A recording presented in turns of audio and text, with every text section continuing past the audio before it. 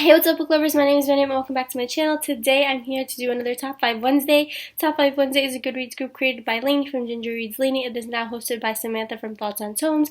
I will leave both of their channels linked down below, as well as the link to the Goodreads group so you can check that out. So today's topic is inaccurate book covers. What book covers do you feel are not representative of what is inside of the book? The first book cover that I want to mention is The Host by Stephanie Meyer. I love this book so much, and it's so much better than Twilight, but this cover, I just can't with it. Like, it's just like an eye looking creepily out at you, and I just want it to be different. Like, I know that this book is about aliens, but it could be so much better than what it is now, rather than an eye just like looking out at you. I just wish that it was something cooler, and it really just doesn't showcase how amazing this book is. There's going to be a kind of theme in this video.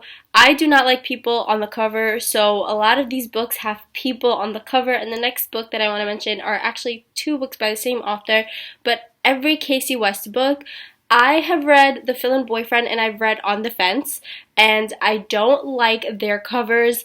Like, I just don't understand why they have to have these people on the cover. And like, I get that it's a really cute, fluffy read, which it is, but I don't want people on the cover. Like, I feel like there could be something else to represent what is inside the book. There could be something else to represent major symbols in the book. It doesn't have to be these two people. I just feel like when they put that on the cover, it doesn't tell me anything other than there's going to be a romance, which I could get from the blurb. I just want to see something else that's inside of the book on the cover. And I love Casey West's books so much. Like, she's one of my newest favorite authors, and I just wish that her covers were more reflective of what is actually inside the book. The next book is My Life Next Door by Huntley Fitzpatrick.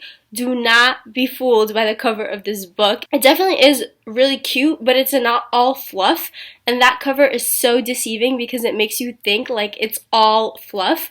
And I really, really wish that it was different because the book is just so good. Like, it's just really good, and it's so much more than just a romance. It focuses on family and relationships and friendship and important topics, and why does it just have to be these two people on the cover? It could be so much more and reflect so much more, but it doesn't. And it really frustrates me because people will look at this book and they'll be like, oh, it's just like a romance, but it's not just a romance. Like, it's so much more than that, and I wish that people could be able to get that from the cover of the book. The next cover that I'm going to talk about is actually a cover change, and that is the new cover for the Winners Trilogy by Marie Rukowski. I love the old covers. They're so pretty. This is one of the very few times where I don't mind that there's a person on the cover. Sometimes people on the cover can be done well, like the Throne of Glass series. That's very good use of people on the cover. I love Morgan Mattin's covers, and all of those have people on them, but most of the time they're not done well. And in the case of the Winners Trilogy, it's really, really not done well in the new covers because it is telling you something about our main character, Kestrel, that is completely inaccurate, because if you look at the new covers, you get the sense that Kestrel is a fighter and that she could fight. Kestrel would never be able to hold her own physically in a fight. It's all mentally. It's all her mental abilities that get her through a situation.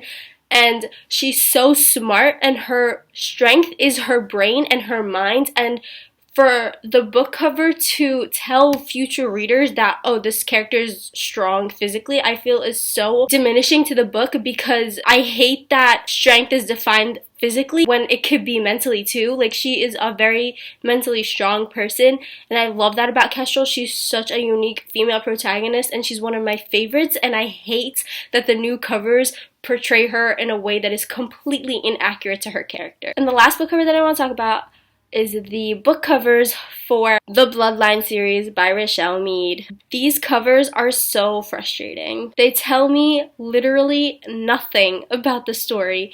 I see a girl and a guy, and that's it. So I know that there's a girl and a guy in this book. That's all that I know about this book. And this is one of my favorite series of all time. This is my favorite series of all time after Harry Potter. So it's so annoying for me to look at these covers and not see anything in the book reflected. Like, absolutely nothing.